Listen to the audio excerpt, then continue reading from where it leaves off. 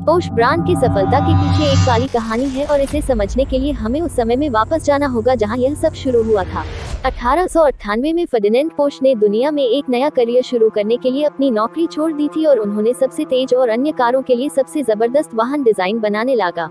इसलिए कमर कस लो क्योंकि आज हम पोर्श की सच्ची कहानी और कैसे उन्होंने खुद को सबसे महान लग्जरी कार ब्रांडों में से एक में बदल डाला उसके विषय में जानेंगे। फर्डिनेंड पोर्श का जन्म 1875 सितंबर को ऑस्ट्रो हंगेरियन साम्राज्य के एक छोटे से गांव में हुआ था, जबकि गाड़ियों और साइकिलों की जाना आना और ऑटोमोबाइल धीरे धीरे चारों ओर फैल रहा था। पोर्श अपने पिता के व्यापार को सीखते हुए बड़ा हुआ जो एक लोहार का व्यवसाय चलाता था। हालांकि उसने कभी भी पारिवारिक व्यवसाय में इंटरेस्ट नहीं दिखाया और इसके बजाय अपना ध्यान स्कूल पर ध्यान किया, लेकिन अनफॉर्चुनेटली फर्डिनेंड ने अपने बड़े भाई को खो दिया जब वह 14 वर्ष का था, जिसके कारण उन्हें स्कूल छोड़ना पड़ा और अपने पिता की कार्यशाला में पूरे समय काम करने लगा क्योंकि वह परिवार के व्यवसाय की देखरेख करने वाले सबसे बड़े बेटा था। ये समय फर्डिनेंड के लिए मुश्किल साबित हुआ क्योंकि उसे अपने पिता के हुक्म में काम करने में मजा नहीं आता था, हालांकि उसका इच्छा कुछ और था। उस समय मोमबत्ती और गैस की रोशनी कॉमन थी, लेकिन 19वीं सेंचुरी को इलेक्ट्रिक लाइट बल्ब्स धीरे धीरे नया बन रहा था। पोर्श इलेक्ट्रिक लाइट से प्यार हो गया और अपने पिता के घर की अटारी में बिजली की सर्किट के साथ एक्सपेरिमेंट करना शुरू कर दिया, पर उसके पिता को ऐसा करना पसंद नहीं आया। इसलिए उसके पिता उसे इस तरह की बकवास काम बंद करने के लिए कहा, लेकिन बेटा को फर्डिनेंड बिजली के साथ कितना भावुक और जुनूनी देखकर उसका पिता उसे इंजीनियरिंग के लिए अपने बेटे को रियशनबर्ग के शाही तकनीकी स्कूल में पढ़वाने का फैसला किया। अपनी पढ़ाई के कुछ महीने बाद ही वह अपना खुद का बिजली जनरेटर बनाने और पूरे घर में बिजली के बल्ब लगाने में सक्षम हो गया।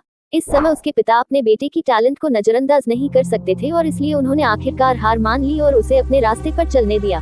1893 में 18 वर्ष की उम्र में फर्डिनेंड ने अपना घर छोड़ दिया और बेला ईगर में अपनी पहली नौकरी की और वियना शहर में इलेक्ट्रिक मशीनरी का निर्माण किया और लोग उसे शानदार और कुशल इंजीनियर के रूप में पहचाना जाने लगे। बेला ईगर फर्डिनेंड पोर्श ने अपने समय के दौरान पहली इलेक्ट्रिक व्हील हब मोटर का निर्माण किया। इलेक्ट्रिक मोटर को किसी भी वाहन के पहिए से जोड़कर चलाना था, जब यह आमतौर पर साइकिल के लिए उपयोग किया जाता था, लेकिन जल्द ही फर्डिनेंड उस मोटर को अन्य विचारों को डेवलप करते हुए इस समय के आसपास पहले ऑटोमोबाइल निकलने लगे थे और न केवल लोगों में बल्कि उन इंजीनियरों में भी भारी उत्साह पैदा हुआ जो नए इंडस्ट्री में काम करने की तलाश कर रहे थे। 5 साल बेला अंडे में काम करने के बाद उसने अपनी नौकरी छोड़ने का फैसला किया और जेकब लोनर कंपनी के लिए काम करना शुरू कर दिया, जिसने हाल ही में स्वसंचालित वाहनों के निर्माण पर ध्यान केंद्रित करने के लिए कैरेजेस का उत्पादन बंद कर दिया था। यहीं पर 23 वर्षीय फर्डिनेंड ने अपने इलेक्ट्रिक मोटर्स का उपयोग अपने पहले ऑटोमोबाइल बनाने के लिए किया था, जो कि पोर्श P1 था।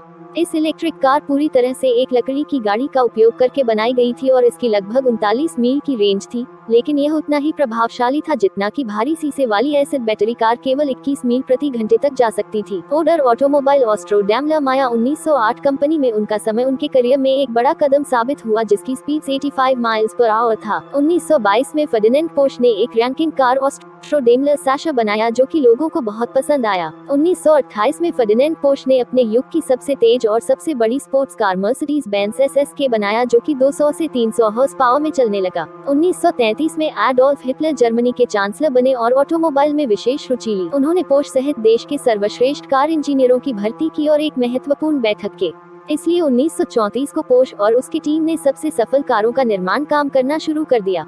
193 9 सितंबर को हिटलर ने पोलैंड पर अटैक किया और फ्रांस के विरुद्ध युद्ध करने घोषणा किया, जिसे वॉल्क्सवैगन फैक्ट्री वॉर के लिए सम्मान बनाना शुरू कर दिया। इसलिए उन्होंने ऑफ रोड मिलिट्री व्हीकल्स जैसा Schwimmwagen, Volkswagen type 87, elephant tank destroyer, V-1 flying bomb missiles. लेकिन युद्ध समाप्त होने के बाद फर्डिनेंड पोर्श को फ्रांसीसी सरकार द्वारा गिरफ्तार कर लिया गया और युद्ध अपराधों के लिए जेल भेज दिया गया। इसके बाद उसकी बेटा फर्डिनेंड अलेक्जेंडर पोर्श ने अपने पिता का बिजनेस को आगे बढ़ाने के लिए काम करा।